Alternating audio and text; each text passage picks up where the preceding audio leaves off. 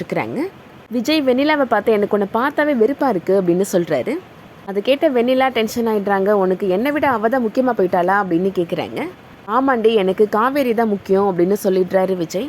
இனிமேல் என்னோடய லைஃப்பில் உனக்கு எந்த இடமும் கிடையாது அப்படின்னு விஜய் முடிவாக சொல்லிடுறாரு. அதை கேட்ட வெண்ணிலா சொல்கிறாங்க, கண்டிப்பாக நீ என் கழுத்தில் தாலி கட்டுவ, இந்த வீட்டுக்கு மருமகளாக நான் உன் கூட வருவேன் அப்படின்னு சொல்லிட்டு போகிறாங்க. மறுநாள் காலையில் வெண்ணிலா விஜய் வருவார் அப்படின்னு கோவிலில் காத்துட்ருக்குறாங்க. ரொம்ப நேரம் ஆகியும் விஜய் வராததுனால போலீஸ் மூலயமா விஜயை அழைச்சிட்டு வர வச்சிடுறாங்க.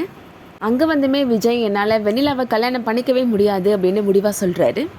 இன்றைக்கி வெண்ணிலா அவங்க அம்மா அப்பாவை இழந்துட்டு நிற்கிறான்னா அதுக்கு காரணமே நீ தான் அப்படின்னு சொல்கிறாரு விஜயோட சித்தப்பா.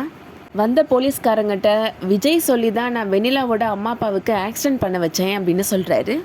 அனாவசியமாக எதுக்கு போய் சொல்கிற அப்படின்னு விஜயோட சித்தப்பாவை விஜய் அடிக்க போயிடுறாரு. காவேரி உங்களோட கான்ட்ராக்ட் ஒய்ஃப் தானே, கான்ட்ராக்ட் முடிஞ்சு அவங்க கிளம்பி போயிட்டாங்க, இப்போ நீங்கள் வெண்ணிலா கழுத்தில் தாலி கட்டுறதுல உங்களுக்கு என்ன பிரச்சனை அப்படின்னு மீடியா பீப்புள் கேட்குறாங்க. காவேரி என்னோட ஒய்ஃப் அப்படின்னு சொல்கிறாரு விஜய். அது மட்டும் இல்லை, என்னோட குழந்தைய காவேரி அவளோட வயிற்றில் சுமந்துட்டுருக்கிறா அப்படின்னு விஜய் உண்மையை ரிவீல் பண்ணுறதுக்கான வாய்ப்புகள் இருக்குது. அப்படி அவர் உண்மை சொல்லிட்டாரு அப்படின்னா கண்டிப்பாக வெண்ணிலா விஜய் காவேரியோட லைஃப்பை விட்டு போயிடுவாங்க. வெண்ணிலாவே விஜயும் காவேரியும் ஒன்று சேர்த்து வச்சுருவாங்க. அடுத்து என்ன நடக்க போகுதுன்றதை வெயிட் பண்ணி பார்க்கலாம். இந்த வீடியோ பிடிச்சிருந்துச்சுன்னா லைக் பண்ணிக்கோங்க. சீரியல் அப்டேட்ஸ்க்கு நம்ம சேனலை சப்ஸ்கிரைப் பண்ணிக்கோங்க. தேங்க்ஸ் ஃபார் வாட்சிங்.